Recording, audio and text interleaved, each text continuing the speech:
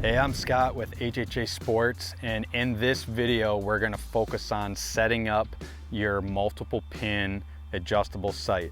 I'm going to be using our new Tetra Tournament Edition with a 4-pin scope, but whether you're using the Tetra LT, Tetra Max, Dovetail, fixed frame, it doesn't matter the frame. The setup process is going to be the exact same. So the very first step in this process, just like our single pins, we got to find our yardage tape.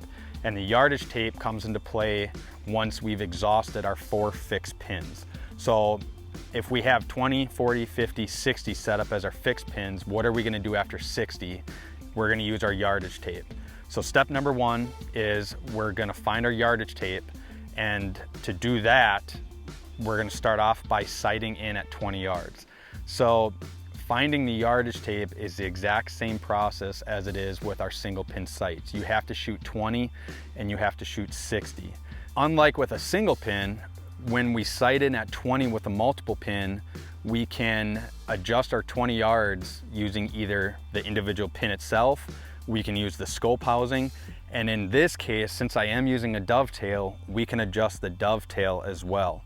So with a dovetail frame, the closer your scope housing is to the bow, the higher it's going to raise your impact point. So we have 3 different adjustments we can make to fine tune our 20-yard mark.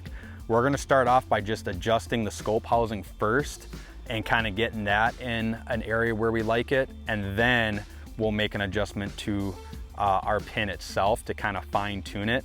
So one thing to keep in mind is you do have multiple pins. So you kind of have to be conscientious about where are these pins going to end up in my scope housing. Ideally, you would like them to kind of stay centered with your top 2 pins kind of in the northern or the top part of the scope housing. It doesn't always work out that way, but it's just one thing to keep in mind. So if you do want it to be like that, then you're going to make more of your adjustments on the scope housing itself. So step number 1 is sighting in at 20 yards with our top pin by either moving the pin, scope housing, or in this case, the dovetail bracket itself. All right, so now we just sighted in our 20-yard pin. So step number 2 for finding our yardage tape is now we have to shoot 60 yards. So again, to find your yardage tape, you have to shoot 20 and 60 to get your 2 reference marks. So this is where we're going to use our setup tape that came installed on our sight. So when we sight in at 60, we're going to continue to use our top pin. So again, the process is very similar to sighting in a single pin.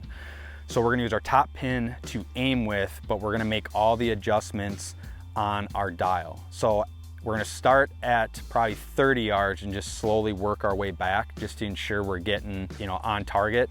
But as I move farther back, I'm going to continue to rotate my dial. And one thing I want to note is when I sighted in my 20-yard pin, my dial was at 0 on my setup tape.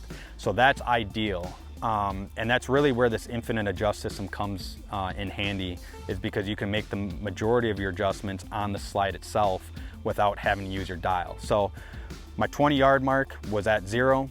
Now I'm going to go shoot 60 as I work my way back, and I'm going to rotate my dial as I move farther back to get our 60-yard mark. All right, so we just got done shooting 60, and again, we shot 60 aiming with our top pin, which was our 20-yard pin, and making the adjustments using our dial. So shooting at 60, I am at mark 47 right now. So my 60-yard mark is mark 47 on my setup tape. So my 2 numbers for finding my yardage tape are 0 for 20 and 47 for 60. So now I'm going to take 0 from 47, which is 47. So inside of the tape kit that came with my sight, I'm going to find tape number 47, and all the numbers are located at the top of the tapes. So I don't need to install my tape right now, but I'm just going to take that tape and set it off to the side for later use. And now I'm going to rotate my dial back to 0, and I'm going to finish sighting in the rest of my pins. So my top pin's 20, and I'm going to do my second pin as 40, my third pin is 50, and my 4th pin is 60. And the reason I'm doing that is because my 20 and 30 are going to be very, very close. So they're going to kind of blend together. So I want to try to spread that gap out a little bit. So I'm going to have 20, 40, 50, 60 as my bottom pin. So once I've accomplished that, now is the final step. This is where we bring everything together. So I have to make a decision. Once I get past 60 yards, what pin am I gonna use as my aimer? Because once I get past 60 yards, that's when I'm gonna start utilizing my yardage tape. So probably the most two popular ways is to either use your top pin as your aimer or your bottom pin. And there's pros and cons to both. It's really just personal preference. Me personally, because I'm used to shooting a single pin and I want kind of some of the same capabilities as a single pin, I'm gonna use the top pin as my mover. If I were to use my bottom pin as my aimer, the only difference between the two is where my sight tape starts. So we're gonna go through both methods, but we're gonna start first with using the top pin as my aimer. So we just finished sighting in the remaining pins. So again, I did 20, 40, 50, 60 as my pin configuration. And again, my dial is back to 0, so it's back at the beginning. So now that we have all the pins sighted in, now we're gonna install the sight tape. And again, in this version, I'm gonna install the sight tape using my top pin as my mover. So when I do that, my sight tape is gonna start at 20 yards because I'm gonna utilize the whole tape. The advantage to that is if I ever want to shoot to the exact yard, so let's say you're at a 3D shoot and you have a target at 47 yards, I can dial my yardage tape directly to 47 and aim with my top pin and shoot that exact distance, where if I use my bottom pin, I would end up having to gap my 40 and 50 yard pin. And again, we'll run through that process as well. So when I install my yardage tape using my top pin as my aimer, just like with our single pins, I'm gonna take tape number 47, and I'm gonna match up the 60 yard mark on my yardage tape with my 60 yard mark that was on my setup tape, which was tape number 47. And then I'm gonna wrap the whole tape around the dial. So now I have a yardage tape that goes from 20 all the way to 100 by the individual yard. So with my top pin as my aimer, I have a 20 pin, 40 pin, 50 pin, and a 60 pin.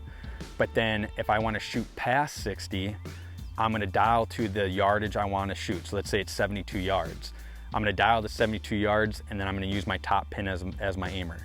So the advantage to having your top pin as your aimer is you can shoot to an exact yardage between 20 and 60 yards because that's the gapping of my pin. The next process, we're gonna show you what it would be like if you used your bottom pin as your aimer. If we're gonna use our bottom pin as our aiming pin once we exhaust 60 yards, which is what our bottom pin sighted into, the only difference between using your bottom pin and your top pin is instead of our yardage tape starting at 20 yards, now our sight tape is gonna start at 60 yards. Because if there's a shot that's less than 60, we're gonna use our pins.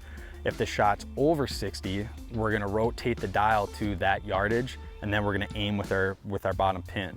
So again, that's the big difference between using your top pin and your bottom pin. It's just where the tape starts. If you use your top pin, your yardage tape is gonna start at 20. If you use your bottom pin, your tape is gonna start at whatever your bottom pin is sighted in at. So you could actually cut the tape off at that yardage that your bottom pin is sighted in for, and that's gonna be your starting yardage. So my bottom pin is 60, so now my yardage tape is gonna start at 60, and anything past 60 yards, I'll rotate my dial and use my bottom pin as my aimer. Now that your yardage tape is installed, you've completed the final step in sighting in your multiple pin adjustable sight. For more information, visit us on our website at hhasports.com.